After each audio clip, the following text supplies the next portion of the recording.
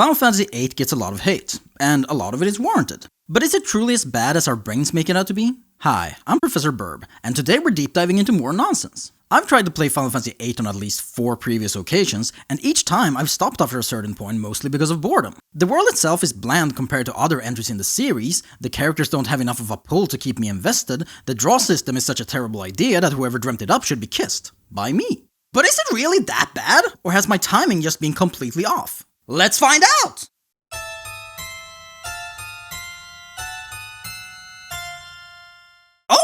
Mama, the Gunblade! I don't have a lot of good memories of this game, but the Gunblade is one of the coolest fucking things in existence. Let's be real, it would be useless in a real battle. How the fuck do you even aim this thing? But that matters very little, cause this is a fantasy! And I'ma be real, the opening cutscene to this game is hype as fuck. You got this badass face-off between Cypher and Squall, with cut-ins of whatever the fuck Renoa is up to. I'm ready for this action-packed adventure. Oh, I'm in school. Huh? I'm late with this assignment? Oh, I need to do an exam? Study at my desk? This shit got too real too fast. And also, fucking what?! You can't take me from this kick-ass scene of 2 eternal rivals facing off with gunblades on top of a mountain to fucking school slice of life! So, you take the role of Slacker Boy Squall McLeon Kennedy, whose initial response to Annie in all situations is, whatever. And then you just kinda saunter around until your hot teacher joins you and you go fight a big fire beast and summon a hot woman to fight him and he goes, "Whoa, mama, you got 2 hot women with you? Let me join your team." And that's the exam, I guess. Congratulations, you're officially a member of SEED. Go out and spread your seed and your legs. I don't know. Okay, so, Squall is in school to become like a super mercenary in this private militia organization called SEED, which stands for Sleepy EP Elder DP, and they take on literally any job. No, seriously, someone wants protection? You do that. You want us to fight in your war? Go ahead. You want us to commit actual terrorism and kidnapping? You fucking got it! It's literally a school that raises black market assassins, what the fuck? But that's cool, I guess. It's a world at war, so why not? The main antagonist started Galbadia? The main antagonist started Galbadia Nation, or Kingdom, or whatever, who basically run a military dictatorship that's trying to take over the cities around the continents you're on. There's a lot of politics in this game, and while it's not quite as gripping as something like Final Fantasy VII or Game of Thrones, it serves its purpose. Long story short, you help fight back against Nazi Germany, that's the story simplified. But back to this whole starting bit with the exam and shit, this is where you're introduced to the game's mechanics. And these mechanics are, they're something. Alright, so, similar to Materia in Final Fantasy VII, you have equipables that will raise your stats and affect your available skills. These are called GF, and are basically equipable summons that provides lots of good shit, and are also necessary for casting magic and using items and whatever the fuck you want to do. Now, this shit is gonna get complicated real quick, so pay attention. Equipping a GF, or junctioning it as it's called, unlocks skills you can add to your character, such as magic, items, GF, draw. You can only equip 3 skills at a time, so you have to leave something out, you can't have it all. You also got passive skills like Magic Up, or Strength Up, or No Encounters, or Only Counters, or Only Fans, or Mugging, or Mogging, it makes sense. Then you go to the main page and you can see some of the character's stats are white. This means you can link magic to these stats and raise them. For example, if I add Fire to Strength, I get more Strength. Simple. Each stat has different compatibility. Compatibility? What the fuck? Compatibility. Each stat has different compatibility with different magic. So for example, Vitality, which is defense, has good compatibility with defensive spells like Protect, and HP has good compatibility with healing spells like Cure and Life. It's logical, I guess. This stat increase is also dependent on the quantity of the linked spell you have, and we will get to that. But for now, just remember that big spell number equals big stat number. You also have slots to add elemental damage to your weapons, elemental defense, status effects, and status defense, all of which you can link magic to. Now, if this wasn't enough, you can also go into your GF screen and have them learn different abilities over time by gaining AP from battles. So if you want that juicy magic 40%, you can aim for that. If you're a normal person, you've already stopped listening and zoned the fuck out, and that's completely understandable. Because this GF mechanic is pure autism. Which is why I actually kinda fucking love it! The sphere grid from Final Fantasy X is my favorite implementation of a skill tree I've seen to date, and I love fucking around with it and see what kind of wacky stuff I can do. And so, in this game, I of course spent hours upon hours just fucking around with the junction system and linking different magics and fucking around. And I very quickly realized how busted this was when I accidentally found out that I could increase my HP from 800 to 2000 just by linking the right magic. Truly heaven for autists. God, I love just fucking around, I feel so smart, it's brains over brawn. But then comes the massive drawback of this whole thing. The draw system. I'm dead serious. Whoever came up with this needs to be given a disapproving glare. The draw system fucking sucks. Don't even talk to to me until I've had my coffee. In Final Fantasy VIII, you don't have MP to cast spells, you can't buy spells, you don't learn spells. You draw them from enemies. You meet an enemy, then you click draw, and you get a set amount of uses of the magic. Do you realize how dumb this is? If you're playing a game that utilizes magic both in battle and its fucking convoluted skill tree, then you're gonna want lots of magic. That just makes inherent sense. I wanna be able to use fire whenever I want. But to do that, I gotta just stay in battle and draw for 5 minutes. Whenever you see a new spell, you just end up doing this until you've maxed it, because you want to use the new spells. Anytime I'm in a boss battle, it takes 80% longer than it should, because I'm on my phone doom scrolling while spamming draw to fill up the new cool magic the boss has. Yeah, but you don't have to draw to max. Shut the fuck up! It's how the game works, it's how the levels work, the game is built around spells, so don't you fucking dare tell me not to gather spells! And you gotta realize too, that I'm playing this blind.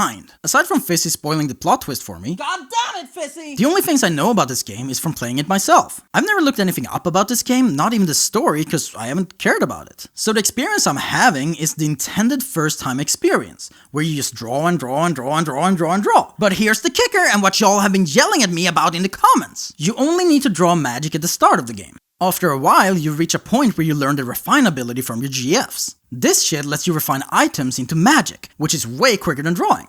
But the game doesn't fucking tell you that! You gotta stumble upon this shit yourself! And if you're not super far into the game, you're not gonna have that many items that you can refine anyway, so it's not even that useful for the first third of the game. That is, unless you play the card game. You got this wacky card game in Final Fantasy VIII that I absolutely suck ass at, but if you get good at it, you can earn some insane cards that you can refine into super broken magic. Now that I'm done with the game, I've read up on this card stuff, and apparently you can build everyone's ultimate weapon before the first mission just by playing the card game, which is fucking insane to me. You can just get the right cards and refine them into the strongest magics in the game, and you never have to use your brain for the rest of the game. When I told you this game was for autistic people, I wasn't lying. This is fucking crazy. This card game almost completely nullifies the need for the draw ability, aside from drawing GFs from certain bosses, and even without the cards, refining items you get is a massive help already. But again, the game pushes draw onto you, so as a first timer, or fifth timer who never got that far, you assume that you have to use draw. The game is purposefully tunnel visioning you and keeping the actual bearable system a secret, which fucking blows. So fuck the draw system, it's ass, but it doesn't ruin the game.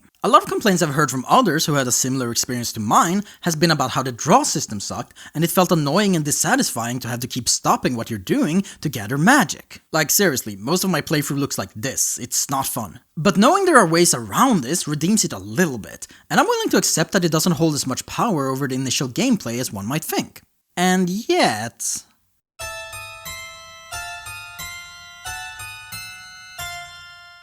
Final Fantasy VIII implemented the draw system and the junction system as complementary to each other, and it lays a whole lot of weight in the junctioning. So much in fact that if you don't learn to use it properly, you're shit out of luck. In all of the world of Final Fantasy, nay, the world of JRPGs, up to this point, there was an unspoken rule. If you can't beat a boss, level.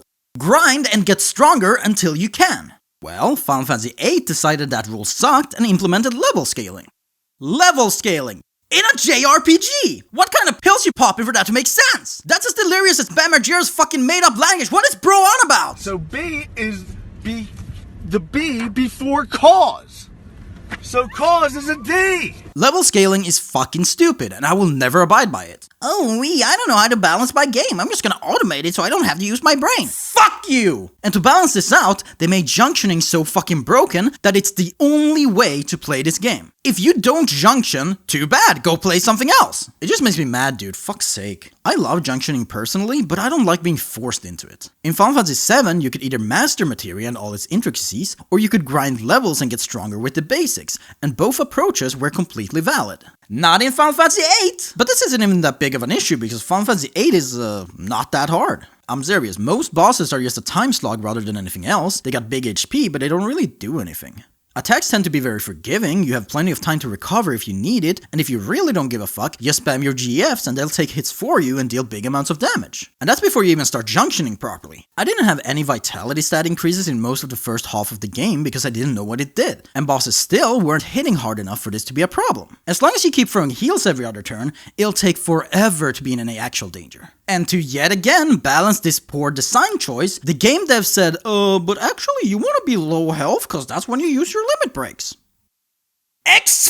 Excuse you? You mean if I'm actually good at your game and being strategic and staying healed, you won't let me use my super moves? Yeah, it's high risk, high reward. More like high risk, high fuck you! Hell fucking no, I'm not risking getting knocked down for a chance to use my cool move. I'll stay safe and chill and blast my other cool moves. It's never necessary to use your limits, because you can blast shit easily enough, and by being smart and strategic, you stay at high enough health that you never even get the chance. But the limit breaks are the strongest moves in the game, borderline broken at times, so it's in your best interest to stay at low health and use limit breaks. The combat is directly working against all common sense of JRPGs. Are you fucking daft, you fissa cunt? And if I didn't mention it before, remember the fucking asinine magic system? Turns out, magic kinda fucking sucks in this game, and it's better to just boost your strength as high as possible. Yep, you heard me! Magic Draw is only there for junctioning stats. Don't even bother casting spells unless you're doing the Angel Links exploit. Unless you got all the insane endgame spells and you do triple every fucking turn to cast the spell 3 times in a row,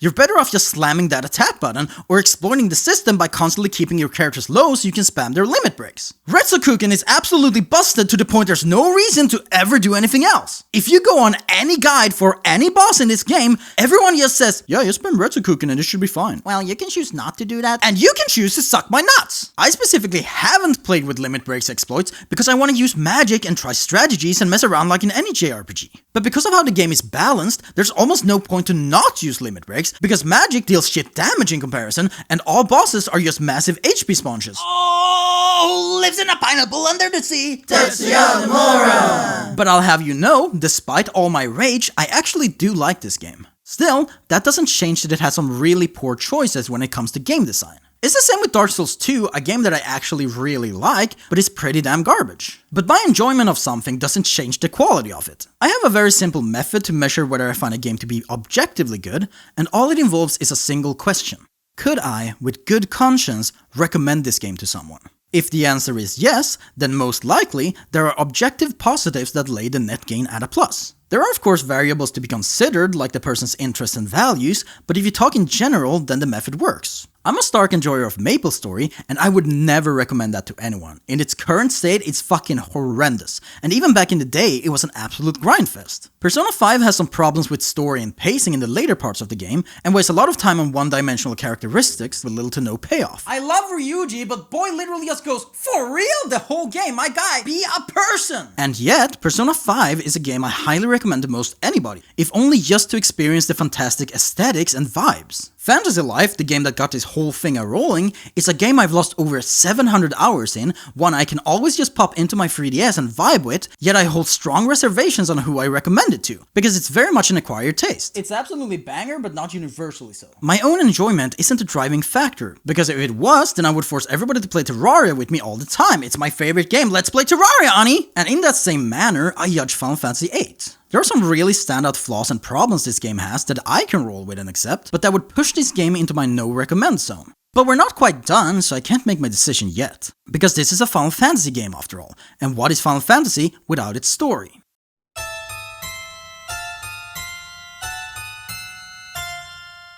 Alright, what's up? I'm Cringe, so I'm gonna rap the story for you now. Yeah. Oh my god. I can't believe this. Alright, let's drop it. Yeah. Yo, what the fuck is up? Then me Squall, I go to school here. Military school to be a fucking seed. Gonna get a PhD in kicking ass and taking names. What fucking mercenaries? Rebels out to sabotage the nation of the dumb fucks. Call it Galambia. Alright, I'm sorry, that's really fucking cringe. Let's just do it normally. This is Squall. He's an edgelord. He goes to a cool school for cool fools to become a mercenary. Also known as Seed or some shit, the school is called Balam Garden, shit is tight. He's got an eternal rival named Cypher who's really badass and also has a gunblade like Squall. Then we got his teacher Quistis, who's hot as fuck, absolute dumbfuck Cell, airhead doofus Selfie, they all also exist in the school. They graduate and become members of Seed, AKA Real Mercenary Inc. and get hired by this cutie, Rinoa, to commit terrorism. They're fine with this because the terrorism is against the dictatorship nation of Galambia that's trying to take over the world through politics. Galambia appoints this totally not evil witch, who turns out to be totally evil, named Sorceress Edea, and Squall and the gang get hired to take her out with the help of a stupid fucking cowboy named Irvine. Irvine then turns out to be a total fucking pussy, and they fail at killing the witch, and also Cypher is kidnapped by the witch, whoop-de-doo. Then bad shit happens, and Galambia shoots a bunch of missiles at Balam Garden and this other school, and that's bad, I guess. So Squall slams a bunch of buttons at random, and the school turns into an airship, and they're saved. But not the other school, fuck that school. Then they crash the school into the fishing hamlet, and they gotta fix up the school so it can fly again, so they decide to hold a concert while they wait for repairs to happen. Also, Squall got promoted to military general of the whole military school, because that's what's up. And then they go visit the other school that blew up, and they go, oh, that's a bummer. Then while there, the cowboy is like, yeah, I was in an orphanage when I was a kid, and Self is like, oh wait, me too. And Quistis is like, yeah, me too. And Cell is like, oh yeah, me too. And Squall is like, oh dude, me too. And Renault is like, nah, I wasn't there. And Cypher goes, I was kidnapped, so I'm not part of the segment, but yeah, I was also there. And the cowboy is like, yeah, I didn't bring it up because I didn't want to make things awkward because you forgot, but we were like super best friends for life. And also, the evil sorceress was their caretaker when they were kids. And they all go, oh, it's probably the GF gods we used that made us forget because they inhabit the space in our brains where our memories are stored. And everyone goes, yeah, that makes sense, and it's absolutely not the dumbest plot convenience of all time. And also, they remember there was another girl there named Eloni Baloney who has the power to send people's consciousness back in time because that's what we're going with. And also, throughout all of this, they've been randomly sent into the memories and bodies of people in the past, and now the evil witch wants Eloni Baloney to send her further back in the past to fuck shit up. Do I even need to comment on how fucking dumb this plot twist is? But what isn't stupid is the story of the dude whose memories they enter into. Meet Laguna, aka the better protagonist. This dude is a Balambian soldier who's in love with a singer but is super clumsy and awkward and is sent on a mission where everything goes horribly, leaving his feelings of love unrequited. After saving his two companions from an impossible situation, Laguna is so based! He spends a year in a little town being cared for by, and in turn, caring for this woman named Rain, and her daughter Eloni Baloney. The very same Eloni Baloney who is sending us into the past! At some point, Eloni Baloney explains to Squall and the gang that she tried sending them back into the past to change it through Laguna's actions. Because it's not quite a memory, it's actually the past that they're directly affecting. And it failed, which, you know, whoopsie. But Laguna is lighthearted, passionate and caring, and while seemingly just a comical grunt, he wears his emotions on his sleeve and fights for what he believes to be right. He's just a really good dude and I love him. But then, back in the present, they kill the sorceress who's now a good guy who you can play cards with, but Rinoa dies kinda, so they go to the moon, because why not? And that's where they keep the other cooler sorceress, who also wants to go back to the past to merge past, present, and future, because sure, that's a thing you can do, I guess. And Rinoa is possessed, and releases the evil sorceress, and then is stuck in space, and then Squall goes into space to save her, and they both end up flirting on a spaceship, and also Rinoa is still possessed, but it's fine because Squall decides so, and then they're like, yo, let's have the other evil sorceress possess Rinoa, and they both travel back in time and then do the weird time compression thing so we can kill the sorceress in every timeline all at once. And everyone is chill with that because why not? And also Laguna is the president now or something. It's fucking fun fancy, it's gonna be convoluted and insane, that's just how it goes, but holy fuck. You can absolutely tell it was around here that Tetsuya Nomura started getting the vibe for Kingdom Hearts fuckery, because everything is just nonsensical insanity with the driving force of, and then this happens. But despite how haphazardly slapped together the story is, I do vibe with it a lot. The overlaying political landscape is a bit underdeveloped, but it sets up an intriguing conflict to build upon, with the idea of literally having schools to raise militant mercenaries, the threat of ancient witches and enigmatic monsters, terrorist groups, shady political corruption, cowboy assassins, card games. It's a cool world, and even if it doesn't thread the needle of narrative balance, it's entertaining to follow these characters and see the weird hijinks they get up to. Like, why wouldn't Sid, the principal of the school, be insanely into card games and also secretly married to the evil witch? That makes complete sense. Whoops, we crash the school into this fisherman village with his mayor who absolutely hates us because he believes pacifism is the way, and then he gets beaten up and we have to save him and he goes, fuck, maybe pacifism kinda sucks. Oh yeah, sure, Renault is possessed by the ancient evil, and the only way to protect the world is to seal her away, thus ensuring the sorceress too is sealed away, but Squall goes, sorry guys, this is my woman, we ain't sealing shit until I get to shove my tongue down her throats. It's all very nonsensical, and there weirdly enough isn't much of a driving force behind anything. Our main bad guy is just some ancient threat that probably will be very bad, but we don't even get to see it do anything until like disc 4. Our original bad guy, the evil witch, literally gets smacked once and goes, hey, I'm good now, also I'm Oliver's surrogate mother. And then Cypher, our OG rival who hardly ever shows up, takes over the evil dictatorship nation because he's got nothing better to do, sacrifices Rinoa and casually kills a god, and then decides to go fishing because he doesn't want to be evil anymore, he just wants to be happy. Our main driving force is just military whatever the fuck, flashbacks to base Laguna fucking about, and then they go to the moon and accidentally unleash the most ancient evil of all time. Final Fantasy VI was always very hard primed in revolt against the Emperor, and Kefka remains a strong and constant antagonist throughout. And in Final Fantasy VII, Sephiroth just absolutely slays as a villain, constantly entangling himself in every situation, pushing the story forward. Hell, even Exdeath in Final Fantasy V is always goofing around and staying in prime focus. He literally turns into a fucking Splinter to stalk the heroes and get the Mystic Mega Power. What a fucking goofball! Final Fantasy VIII stays directionless for most of the game, but spends that time trying to build up the mystery of all the random shit going on.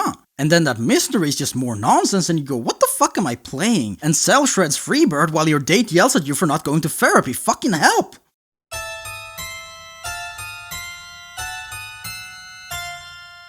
In the eternal words of Fizzy, I like Squall cause he's hot.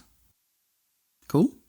But I say he's a fucking mopey edgelord! I want to defend this dude because he's a teenager growing up in a world that's at constant war, literally being raised to be a black market soldier. I too would be very cynical and standoffish. But my guy at least let the edge out instead of just saying whatever all the time. And he gets a bit better at it as the story goes on, but even Cloud, who was at constant standoffishness, still had a funny side to him, where he could crack jokes or drop his facade every now and then. Squall acts like Kingdom Hearts Cloud, aka edgelord number 1 of all time, and that really doesn't help us build a connection with him as our main protagonist. I do enjoy the scenes when you're shown his inner thoughts, which are often rushing and racing, with multiple concerns all fighting to take centerfold, yet he's unable to vocalize any of them. It's a pretty valid showcase of anxiety and the fear of speaking up even when you got plenty to say, and this type of character isn't an impossibility to work into the story. The setup for his growth is there. He's a confused, angsty kid who's forced into a leadership position amidst a raging war, and he needs to grow as a person to handle the responsibility and protect those he holds dear. And yet, I feel he comes up ever so short, leaving untapped potential within the story for him to grow. Instead, Rinoa is the one taking center stage if anyone, a flimsy, cheerful character who's not taken seriously because of her childish manner and her naivety in real situations that cause people to see her as someone who's just messing about when she's actually driven and serious about the matters at hand. She's misunderstood by everyone around her because of how she acts, but her intentions are pure. She's far more interesting of a character to follow, and even in her absence, around disc 3, she's still driving the story by falling into a coma after confronting the bad guy. In fact, the strongest development Squall takes part of is at the start of Disc 3, when he undergoes such emotional turmoil that even he, stoic and callous as he is unable to keep his thoughts bottled up inside. He breaks, yells, and desperately seeks any possibility to bring her back into his life. Just the line, "I wanna hear Rinoa's voice," is extremely telling, as Squall has completely let go of his cool act and is now openly expressing his innermost thoughts. During the conversation with Matron, who's the original body of the evil sorceress Edea, Squall is completely uninterested in the fate of the world, but focuses all his attention on Rinoa. And I'm gonna say it right here, despite the first 2 discs having Squall in a constant freefall of angsty edgelord, the build-up into him breaking like this is really powerful. We've been given glimpses of his true feelings bubbling throughout, but having it accumulate in this eruption of desperation is mwah. There is still unutilized potential for Squall in the first 2 discs that kicks him down a step on the ladder of character depth, and that is a shame because I'ma be so real with you. I actually do like Squall. There! I said it! While a lot of scenes become an onslaught of eye-rolling due to this guy going whatever at everything, there are scenes that absolutely work. The first few scenes with Quistis work great, her mimicking him to tease him, or the part where she questions her future and Squall just dismisses her because he's a callous bitch, shows the mask he wears to act all edgy and cool, yet all the while, he's holding an inner dialogue in his head that he cannot voice. Same with the date scene with Rinoa. There is an intimate tension between them, where it seems as though Squall might finally open up for once, until Rinoa gets pissed off and leaves, and it all feels very real. The characters around him don't exist to be some kind of lockpick into Squall's heart, but they live their own lives. A life they try to invite Squall into, and when he utterly dismisses them, they take offense. Like, for fuck's sake, Squall, they set up this whole concert and date for you to celebrate you, and you didn't even thank them! Although, when Balam Garden is under attack, he announces to the school to hide all the hot dogs from the enemy, so at least he's got his priorities straight.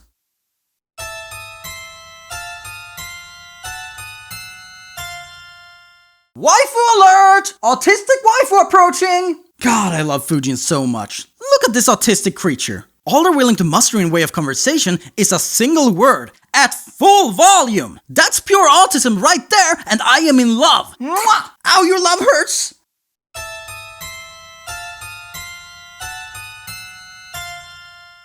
God fucking bless Refinement, my hero, my idol. I said it before, the draw system absolutely fucking sucks. If you see a magic you want, every battle ends with you just spamming draw over and over until you've maxed it because you want to use the cool magic. It's human nature to want to do cool shit. And it seems the devs too hated the draw system because they came up with ways around it. Refinement is a skill that your GFs can learn, letting you turn items into magic. Meaning you can bypass drawing entirely and just get good items. Buy a bunch of 10s and you can refine them into Curaga, the strongest healing spell in the game. Like, excuse you, isn't that a bit fucking busted?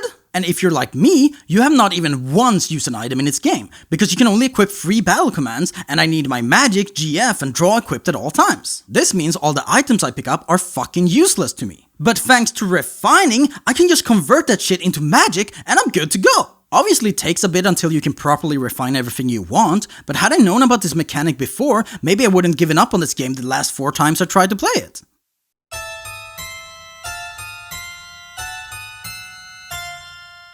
I fucking hate Triple Triad. Now don't get me wrong, I'm not some basic hater because I'm bad at it, I'm a fucking advanced hater. This shit is aggravating as fuck! Triple Triad is a card game with a massive amount of content, different quests, special cards, rules. It's crazy how much effort they put into this. And yet, every time I play it, I'll be dominating the fucking field, and then the enemy will say, "Nuh-uh," and fucking steal every card. What the fuck is happening? How did I lose? And I do really like the idea of it. You match numbers against other cards, highest number wins, and you have 4 directions of numbers, so you gotta strategize. But then it has these fucking rules that don't make sense, like fucking Same Plus that lets you get all the cards if you're matching the numbers. What the fuck are you talking about? Now this would be a minor gripe if it wasn't for how important this card game is to the overall game. If you're not gambling cards and refining them into items, you're missing out on majority of the upgrades in this game. If you care about upgrading your weapons at all, you need to play this card game. Because you can refine these cards into items you need for weapons and skills and shit.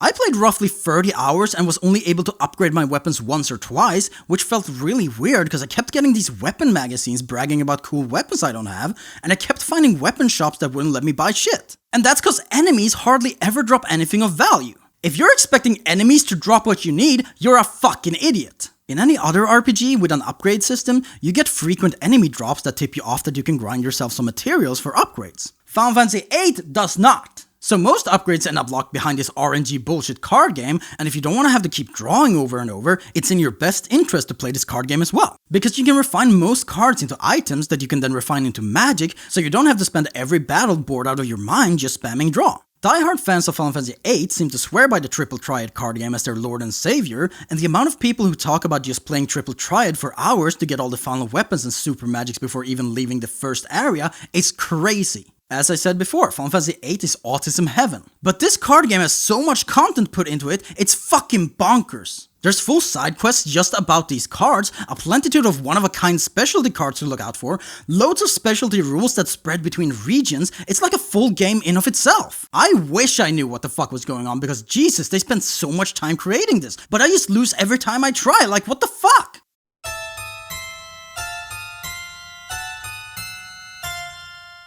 Actually, enemies do drop what you need? Yeah, if you know exactly what you're looking for! Sorry, hi, I'm still worked up from before. Enemy drop lists in this game are ridiculous. Each enemy having like at least 3 different drops, plus rare drop rates and mug items you can only get from stealing, and all of these are based on their level. And their levels scale with your level. So depending on how high level you are, enemies that once dropped what you need suddenly just don't. I looked up how to get Dragon Fangs for Squall's ultimate weapon, because fuck Triple Triad, I'm just gonna grind this shit into existence. Okay, great, everyone is telling me to fight this specific enemy which you can fight in this forest. Cool. So why isn't it dropping? Well, you see, I'm too high leveled, so this enemy no longer drops the fucking thing. I had multiple different sources tell me it's this fucking guy, but that's only true if I'm lower leveled. How in the mother of fuck are you supposed to keep track of this shit as a new player? The internet is fine and well these days, but back in the day, or if you want to play through this shit blind like I did, this is just fucking dumbassery central. So turns out, it wasn't this guy anymore, it's this massive fuckhead right here who's big, strong, and really annoying to fight. But sure, it's completely fine to add rarer items with high enemy level, that would give an incentive to stay leveled. But to remove items because of levels is fucking negative brain cell activity. I'm being punished for leveling? And you are, over and over, because bosses also scale with your levels. The stat and health bonuses per level is fucking ridiculous. And levels are fucking weak sauce in this game, because the true stat boost comes from the junction, so it's in your best interest not to level. If you stay low level with good junctions, you get to actually deal some damage. If you level up, your stats barely change because it's all in junctions, but the enemies get way fucking stronger. Playing the game like a JRPG is actively fucking you over. But say you do know to keep low level, but then you want to get the cool ultimate gunblade. Too fucking bad! You need to hunt elm oils to get energy crystals, but only if they're level 40 plus or they won't drop it. The game devs got lazy with balancing and decided to just automate the process to the detriment of the player. This is so fucking dumb I can't even.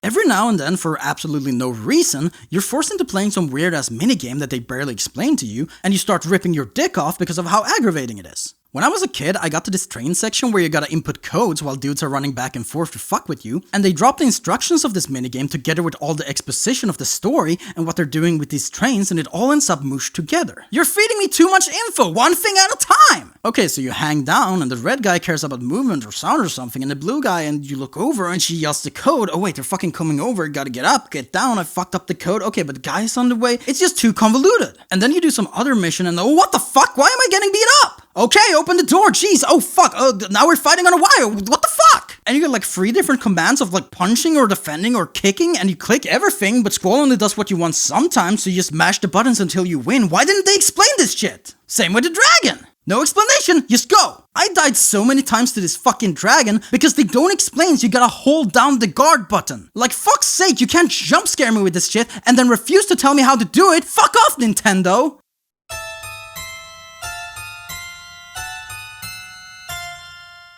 Final Fantasy VIII? More like Final Fantasy better late than never, am I right? Cause I finally beat it. Final Fantasy VIII is a tough game to get into. The draw mechanic is lame as hell, and if you don't know about Refinement or are playing it blind, you'll be extremely put off by the belief that you'll be doing this for the rest of the game. Due to the junction system, there's a very steep entry point which basically tells you be autistic and learn or fuck off, and this will definitely defer people. The story builds very slowly, and the first 10 or so hours feel tedious to get through, especially with our protagonist being all mopey and lame for the first half of the game. It's hard to get it to click, and it demands more out of you than most games do just so you can enjoy it. It makes complete sense why this game got so much hate when it released, especially going from the streamlined materia system and the constantly thrilling and action-packed story that Final Fantasy VII offered. Final Fantasy VIII wanted to try something new and risky, both in storytelling and mechanics, and it bit them in the ass profusely. But had the name not been attached to this game, I'm certain it would have gotten a lot more credit. Just a step up in pre-rendered cutscenes compared to Final Fantasy VII is fantastic to behold, and combat fluency and overall graphics feel much more coherent and detailed than ever before. And I'ma say it right now, no! Final Fantasy VIII is not as bad as it's made out to be. In fact, I've grown quite endeared to this mess. I'm perfectly autistic enough to sit for hours in the junction system just fucking around with GF abilities and trying to get the coolest stats. The characters grew on me even if they feel very stereotypical, and even Squall's growth in the later parts of the story intrigued me. The game is completely unbalanced and the level scaling absolutely work against any semblance of coherency in this game, but look at Squall's limit break, it looks really cool, it goes shika-chika-ching. Would I recommend this to people? Absolutely fucking not. But I stand by that it's a better game than it's made out to be. Should you give it a shot? Probably not. But if you got nothing better to do, why not? Well, that's about all I had to say, so before I go, just remember, hide your hot dogs from the enemy.